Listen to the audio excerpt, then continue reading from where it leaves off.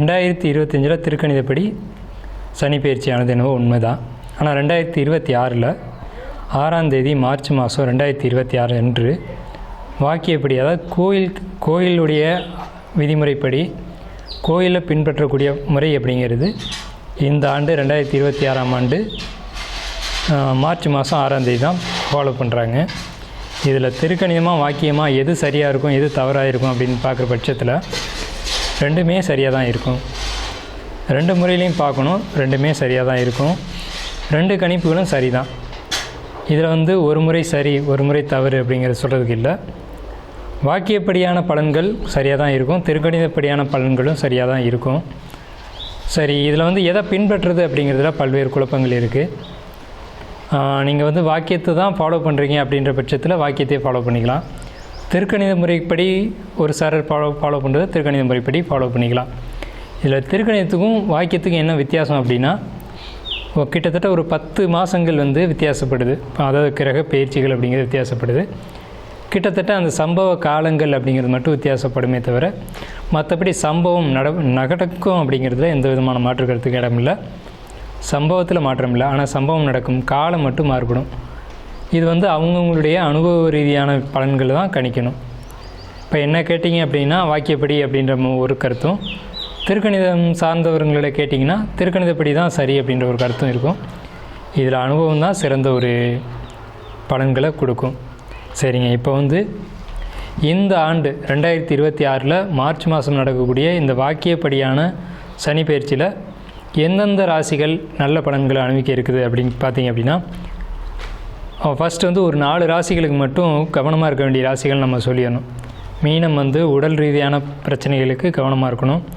உடல் ரீதியான பாதிப்புகளை அதிகமாக கொடுக்கும். அலைச்சல்கள், தேவையில்லாத பயணங்கள், குடும்பத்துக்குள்ளே சிக்கல்கள் அப்படிங்கிறத கொடுக்கும். அடுத்து கும்பராசிக்கு பண வரவுகள் அதிகமாக கொடுத்தாலும் ஒரு குடும்பத்துக்குள்ளே செலவுகளும் குடும்பத்துக்குள்ளே கஷ்டங்களையும் அதிகமாக கொடுக்கும். அடுத்த இடத்துல பார்க்கும்போது மேசராசி கவனத்தோடு இருக்கணும். என்ன விஷயம்னு கேட்டிங்கன்னா, மேசராசிக்கு விரைச்சனி அப்படிங்கிறதுனால சுபமான விரயங்கள் அதிகமாக நடக்கும். ஆப்ரேஷன், ஆஸ்பத்திரி செலவு அந்த மாதிரியான விஷயங்களும், அதே மாதிரி வீட்டில் ஆடம்பர செலவுகளை குறைச்சிக்கிட்டு சுப விரயமான செலவுகளை பண்ணக்கூடிய காலகட்டமாக இருக்கும். வெளியூர் பயணங்களை தவிர்த்துக்கிறது நல்லது மேஷம். அடுத்த அடிப்படையில் பார்க்கும்போது சிம்மராசியை பொறுத்தளவுக்கு வண்டி வாகனங்களில் எச்சரிக்கையாக இருக்கணும்.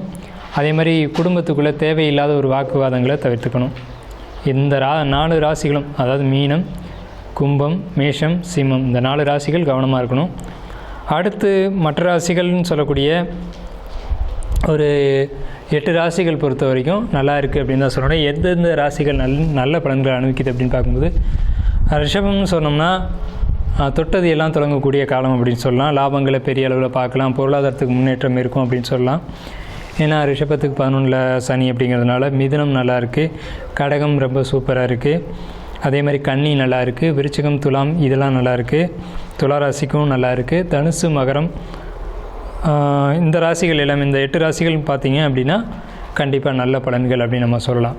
இந்த 8 ராசிகளுக்கு நல்ல பலன்களையும், மேலே சொன்ன 4 ராசிகளுக்கு 4 விதமான நெகட்டிவான ஒரு பலன்களையும் கொடுக்க இருக்குது. இதில் எச்சரிக்கையை தான் நம்ம சொல்லியிருக்கோம். எந்த ஒரு எதிர்மறையான விஷயத்தையும் நம்ம இங்கே கொடுக்கல. ஸோ இதை பொறுத்தளவுக்கு மற்ற விரிவான பலன்களை உங்களுடைய தனிப்பட்ட ராசி பலனில் நாம் பார்ப்போம். வாங்க வீடியோக்குள்ளே போகலாம். 6/3/2026 வாக்கிய கணித பஞ்சாங்கத்தின்படி சனி பயிற்சி அவிட்ட நட்சத்திரத்துக்கான பலன்கள். அவிட்டத்தில் பிறந்தவங்களுக்கு நினைத்ததெல்லாம் முடிக்கக்கூடிய காலகட்டம். உழைப்புக்கேற்ற ஊதியம் கிடைக்கும், பணவரவு திருப்தியாக இருக்கும், தேவைக்கு மிகுதியான வருமானம் கிடைக்கும். அவசர முடிவுகளை எடுக்க வேண்டாம், நிதானம், பொறுமை, கவனம் தேவை. வழக்குகளில் வெல்லக்கூடிய ஆற்றல் உண்டு. வழக்குகள் உங்களுக்கு சாதகமாக அந்த காலகட்டத்தில் மாறும். பணப்புழக்கம் சீராக இருக்கும், வருமானம் திருப்தியாக இருக்கும். தேவையில்லாத செலவுகளை தவிர்த்துக்கணும். குடும்பத்தில் மகிழ்ச்சியான சூழ்நிலைகள் உருவாகும். குடும்பத்தில் சுபகாரியங்கள் நிச்சயம் நடக்கும். உங்களுக்கு தேவையான வழிபாடு அப்படிங்கிறது முருகன் வழிபாடு செவ்வாய்க்கிழமையில். மகர ராசி அன்பர்களுக்கு வரக்கூடிய மார்ச் 6ஆம் தேதி 2026ஆம் ஆண்டு நிகழக்கூடிய இந்த வாக்கிய பஞ்சாங்கப்படி நிகழக்கூடிய சனி பயிற்சி, அதாவது உங்களுடைய ராசிக்கு 2ஆம் இடத்துலேருந்து 3ஆம் இடத்துக்கு போகக்கூடிய சனி பயிற்சி, இதனுடைய பலன்கள், இதனுடைய தாக்கம் உங்களுக்கு எந்த விதத்தில் இருக்குது, என்ன மாதிரியான நன்மைகளும், என்ன மாதிரியான விஷயங்களில் பாதிப்புகளையும், என்ன மாதிரியான தாக்கங்களையும் ஏற்படுத்துது அப்படிங்கிறத நம்ம பார்க்குறோம்.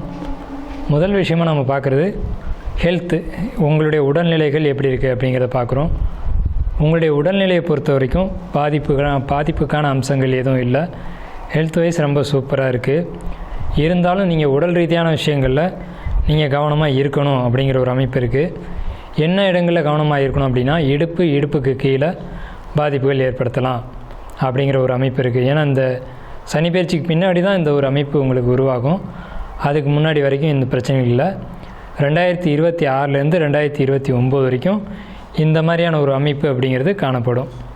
அடுத்து வந்து பார்த்திங்கன்னா, உங்களுடைய பொருளாதாரம், அதே மாதிரி கேரியர், இந்த விஷயங்கள்லாம் பார்க்கும்போது ரொம்ப பாசிட்டிவான ஒரு அமைப்பில் தான் இருக்குது.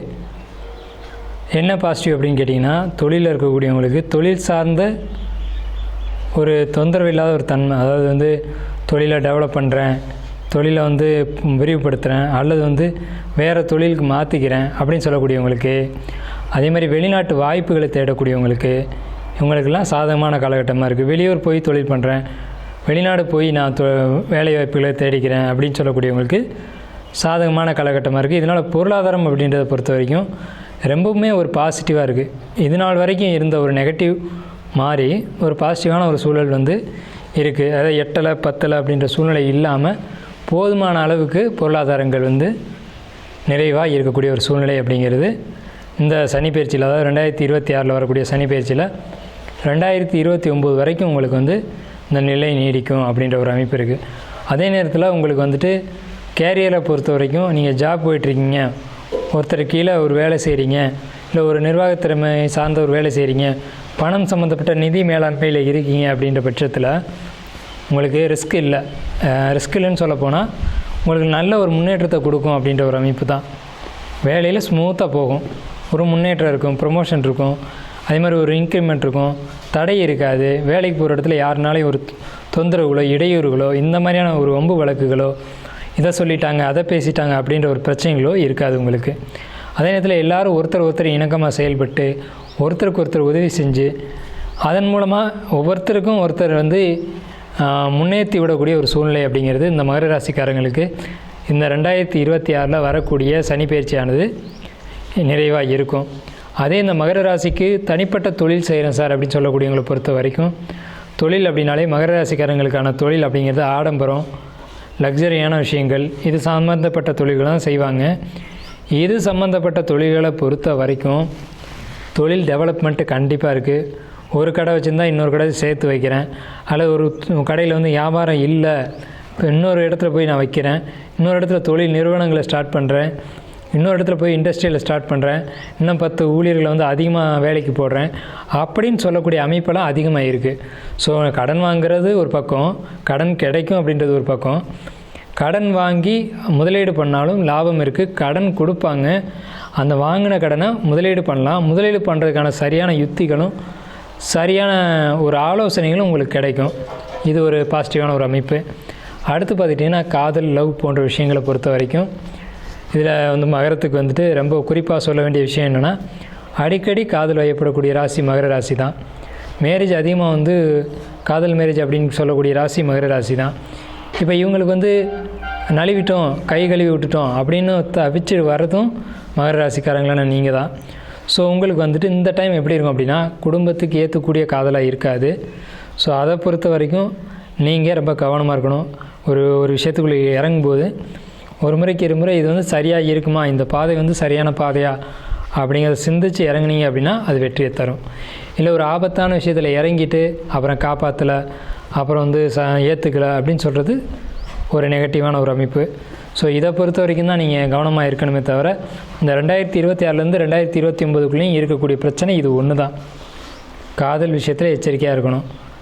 ஏமாற்றப்படுவீங்க, அல்லது ஏமாறுவீங்க, அல்லது ஏமாற்றணும்னு நீங்கள் நினைப்பீங்க. இந்த 3 விஷயத்தில் ஏதாவது ஒரு விஷயம் நடக்கும்.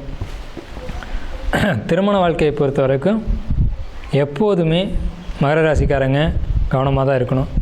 என்ன கவனம் அப்படின்னு கேட்டிங்கன்னா, ஒருத்தர் விட்டு கொடுத்தீங்க அப்படின்னா, ஒருத்தர்கிட்ட வாக்குவாதம் பண்ணீங்க அப்படின்னா அது பிரச்சனையில் தான் கொண்டு போய் விடும். மகர ராசிக்காரங்களை பொறுத்த வரைக்கும் திருமண வாழ்க்கை சிறப்பாக இருந்ததாக ஒரு அமைப்பு சிரமந்தான்.